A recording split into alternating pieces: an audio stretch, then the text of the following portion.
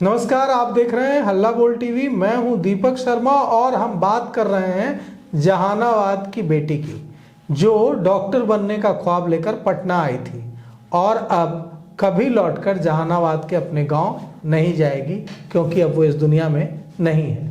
उसके साथ रेप हुआ है, उसकी हत्या कर दी गई है, ऐसा उसकी माँ, उसके पिता, उसके मामा, उसके चाचा का कहना है। इस बारे में हमें और जानकारी देने के लिए हमारे साथ हैं इस मामले को उठाने वाले और इसके लिए लड़ने वाले वकील, मशहूर वकील डॉक्टर कौशलेंद्र नारायण।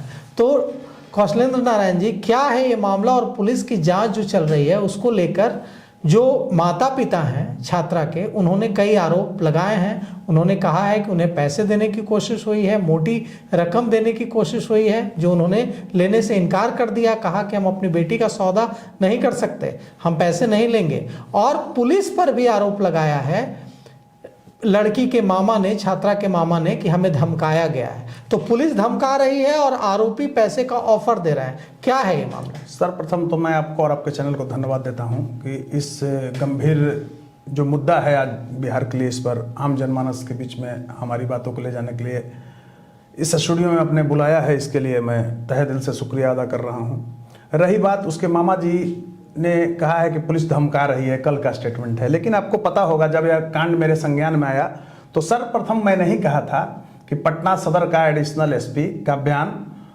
बड़ा ही संदेहास्पद है, क्योंकि यह बिहार पुलिस का साइट है, बहुत मानक साइट होता है।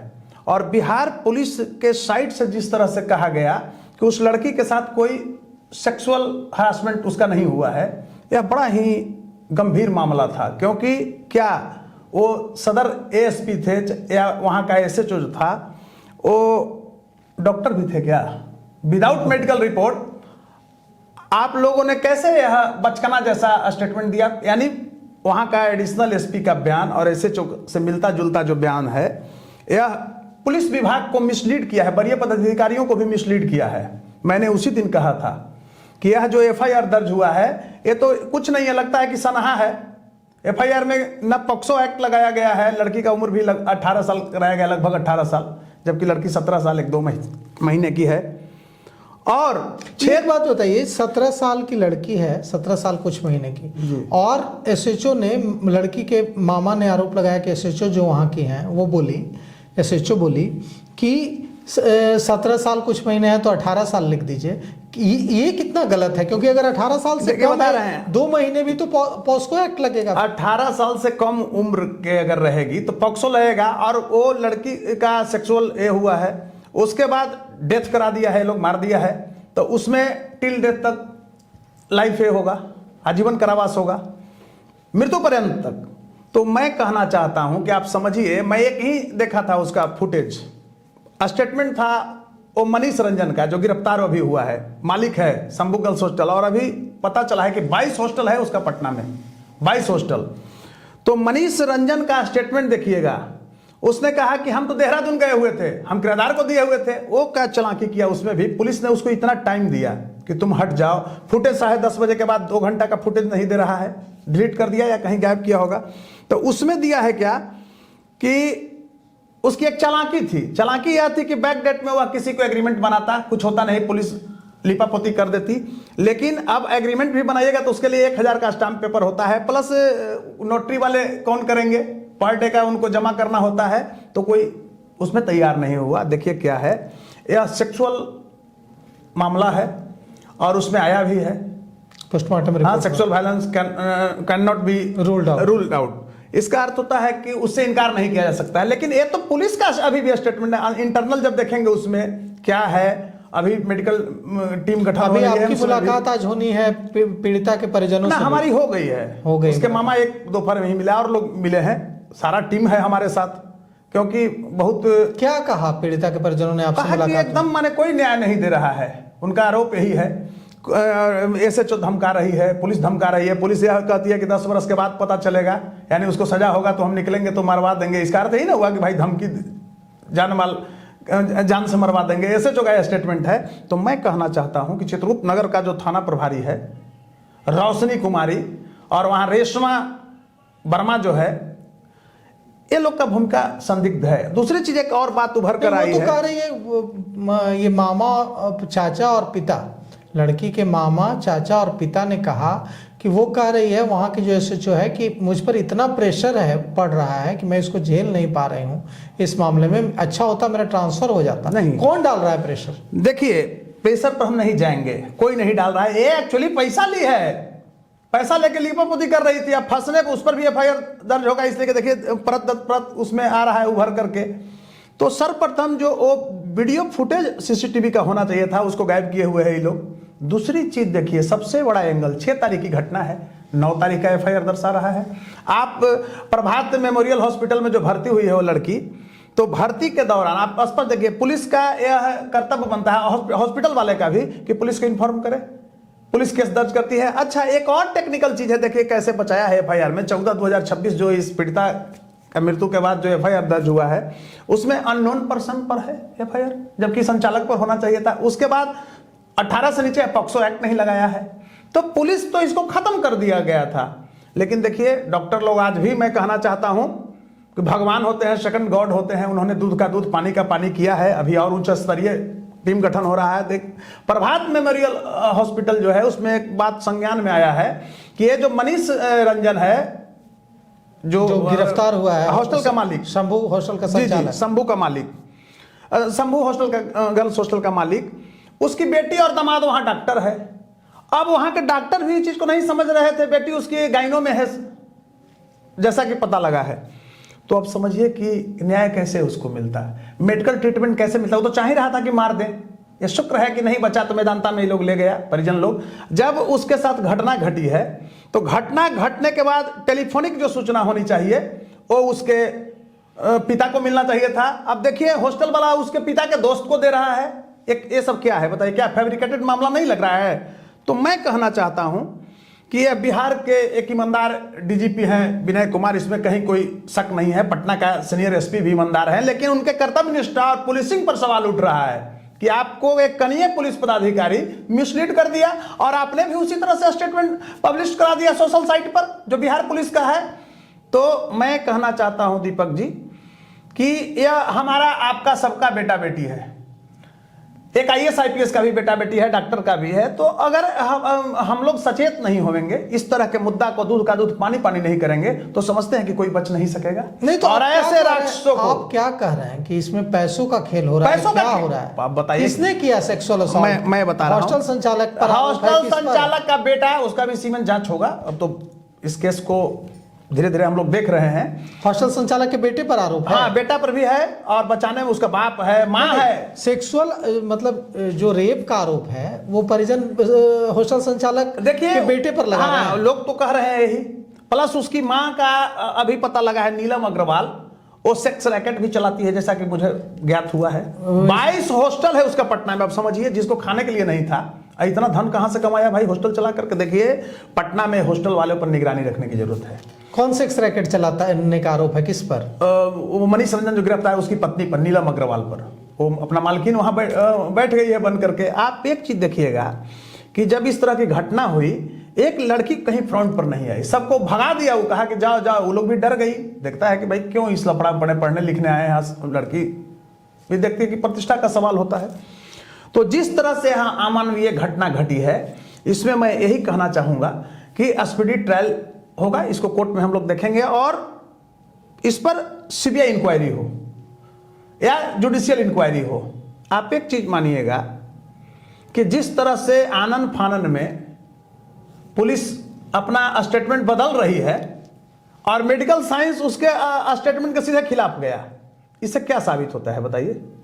हम एक वकील हो सकते हैं, आप एक पत्रकार हो सकते हैं, लेकिन डॉक्टर नहीं हो सकते हैं। आप वकील नहीं हो सकते हैं, पत्रकार नहीं हो सकते हैं। जिसका जो पेशा है वो पेशा है। तो मेरा कहने का अभिप्राय है कि यह जो बच्ची गई है, यह एक बिहार का सबसे बड़ा सम्मान का सवाल है, अस्मिता का सवाल है। और ऐसे मनीष रंजन जैसे, नीलम अग्रवाल जैसे लोग ही बिहार को बदनाम कर रहे हैं। ये दरिंदा है और अगर यही डेमोक्रेटिकल स्ट्रक्चर देश नहीं, राज्य नहीं रहता, देश नहीं रहता, तो मोनार्की अगर होता तो वहां इसको चौराहा पर खड़ा करके पत्थर मार के मुआ देता या सर अलग कर देता। लेकिन यहाँ का कानूनन है, तो कानून भी जानते हैं होम्योपैथिक दवा है, इसको जरूर दबोचेगी। लेकिन मेरा पटना के सीनियर एसएसपी साहब से और डीजीपी साहब से यह मांग है कि आपकी छवि जो पुलिस में की, बिहार पुलिस की छवि जो थी, बचकाना छवि, आप रोज कांटा दिखा रहे हैं और सिगड़ी छीनने वाला को पकड़ के बंद करते हैं। इतना बड़ा बलात्कारी पटना में 8 दिन तक घूमते रहा और इसको आप किस हैसियत से नहीं उठाए? इसको आप उठाइए, इसके पूरे परिवार को बंद कीजिए जो उसमें है। चला गया मनीष रंजन तो जेल नहीं, 8 दिन के बाद गया है, वो तो मीडिया के सामने फुटेज दे रहा है, घर पर दे रहा है, घर पर कह रहा है कि हम बच्चा को स्कूल छोड़ के आ रहे हैं और बंद कर रहे हैं गेट, नहीं खोलेंगे गेट। कहां आप है? कहता है कि मैं देहरादून था, फिर कहता है कि किराएदार है। तो यह संदिग्ध मामला है। द मैटर टू के सीरियसली टर्म। और मैं एक चीज और कहना चाहता हूं कि बिहार का जनता का कोई अबला है, सोशल वैल्यूज होता है, सामाजिक मूल्यों के तहत ही किसी एक समान उम्र की महिला पत्नी होती है, बेटी होती है। लेकिन मैं स्पष्ट रूप से एक चीज दर्शाना चाहता हूं कि यह जो भी कार्य हुआ है, जिस तरह से घृणित कार्य किया है, वह यह अमानवीय है। जितनी निंदा की जाए कम हो, लेकिन सबसे ज्यादा पुलिस का दामन जो है वो दागदार हो गया इसमें। और जब तक वहां के एसएचओ पर एफआईआर दर्ज कर उसको जेल नहीं भेजते हैं, क्योंकि मिसलीड किया है उसने, ये सब पकड़ा जाता नहीं, मोटी रकम लेकर के। और जिस तरह से बचाने का प्रयास किया है, बहुत ही माने घोर निंदनीय है। और एक चीज कहना मैं चाहता हूं कि एक आदमी का अधिकार दूसरे के लिए कर्तव्य होता है। बिहार की जनता आपका हमारे ऊपर अधिकार रखती है। हम एडवोकेट हैं, आप पत्रकार हैं, तो हम लोग का यह कर्तव्य बनता है कि यहां पर कोई विवेचना नहीं, सीधा विवेचना है कि दोषियों को कड़ी से कड़ी सजा हो। हम निःशुल्क कानूनी जितना भी मदद होगा उसके लिए सदैव तैयार हैं और हम लड़ेंगे। एक चीज आपको मैं बताना चाहता हूं कि समाज में अच्छे लोग आज भी बहुत ज्यादा हैं, 2-4% गंदे किए हुए हैं। तो यह जो समाज में चेहरा दिया है, बिहार का जो छवि आम जनमानस से पूरे देश में जो फैलाया है, और खासकर ये पाटलिपुत्र जो है, पटना जो है, पटना सिर्फ बिहार की राजधानी नहीं है बल्कि पूरे देश का नजर इस पर आता है। इस पूरे मामले में एक टीम, पुलिस की टीम भेजी गई है जहानाबाद, जो जहानाबाद जाकर के जांच करेगी। और पटना पुलिस ने जो पीएमसीएच ने जो पोस्टमार्टम रिपोर्ट दिया है, जिसमें स्वीकार किया गया है कि उसके साथ रेप हुआ, सेक्सुअल असॉल्ट हुआ, उसको विरोधाभासी करार देते हुए कि ये पहली रिपोर्ट में नहीं आया था कि सेक्सुअल असॉल्ट, अब जो पीएमसीएच की जो रिपोर्ट है उसमें आया है सेक्सुअल असॉल्ट।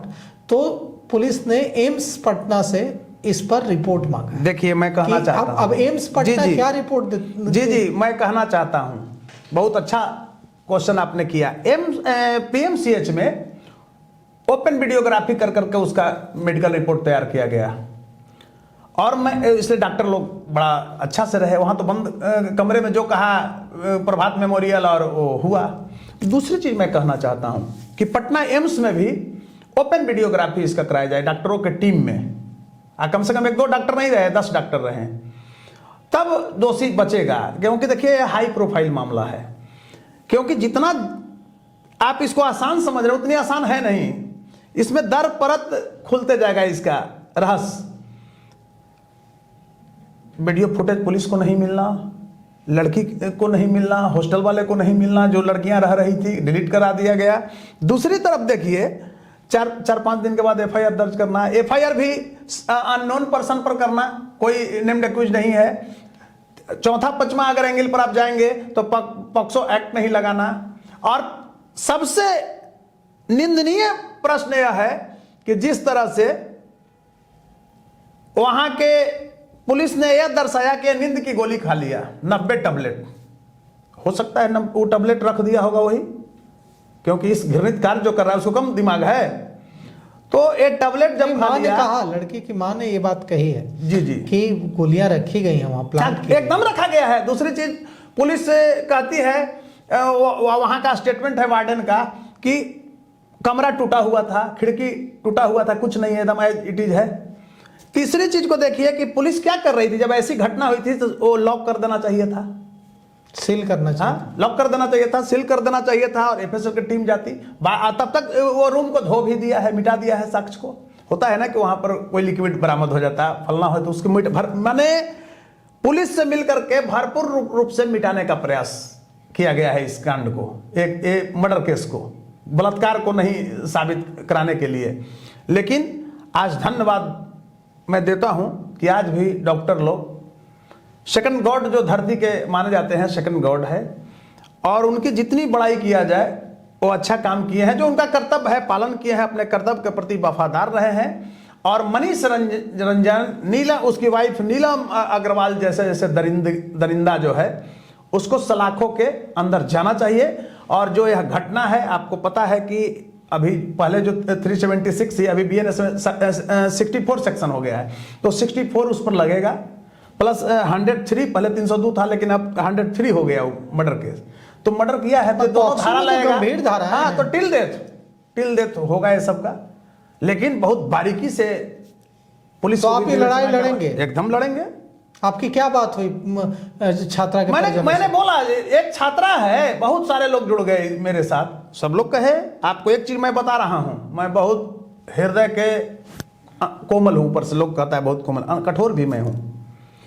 तो ये जिस तरह से घटना देखे हैं, बड़ी हमारे अंदर कठोरता आई है। मेरे अंदर भी दुख हुआ है, क्षोभ हुआ है और मौत सी मायूसी है कि क्या ये हो रहा है। बताइए, 17 साल की लड़की के साथ इस तरह से जघन्य अपराध, और साक्ष्य को मिटाने के लिए पुलिस फैब्रिकेटेड अपना रोज नया नखड़ा एक गढ़ रही है।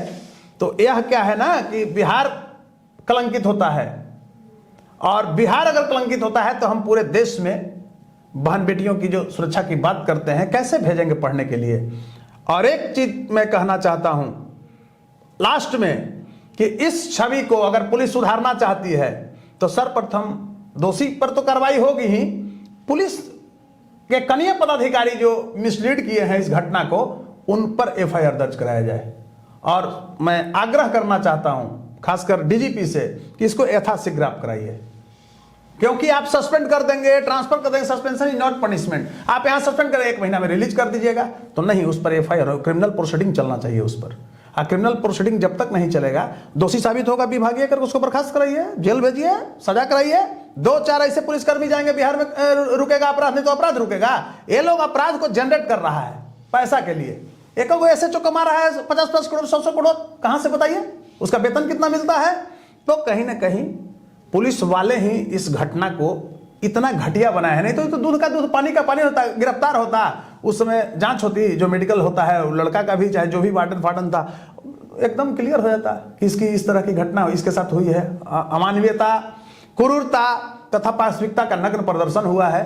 तो नग्न प्रदर्शन जो ये किया है, इस प्रदर्शन को रोकने का जिम्मेवारी किसकी है? कनीय पदाधिकारी ने पुलिस का इस घटना को इस तरह से किया, दूसरे रूप में दिया, तो वरीय पदाधिकारी इस पर जांच करे, दूध का दूध और पानी का पानी कर दे। मैं यही कहना चाहता हूं। तो देखिए, जो वकील डॉक्टर कौशलेंद्र नारायण ने जो सवाल उठाए हैं, अब उनकी जवाब देने की जिम्मेवारी, उन सवालों का जवाब देने की जिम्मेवारी पुलिस की है कि कैसे वो जो बेटी डॉक्टर बनने का सपना लेकर आई थी पटना, उसको कैसे इंसाफ मिलेगा। अब वो इस दुनिया में नहीं है, लेकिन क्या उसकी मौत के बाद भी हम उसके साथ इंसाफ कर पाते हैं या नहीं? अगर हम उसके साथ इंसाफ नहीं कर पाएंगे तो हमें ईश्वर माफ नहीं करेगा, क्योंकि हम अपना काम सही तरीके से नहीं करेंगे। तो आवाज बुलंद कीजिए, और ये जो बेटी जहानाबाद से पटना डॉक्टर बनने का सपना लेकर आई थी, इसको इंसाफ दिलाने की इस मुहिम में जुड़िए। फिलहाल इस पेशकश में इतना ही। आगे की खबरों के लिए देखते रहिए हल्ला बोल टीवी। शुक्रिया।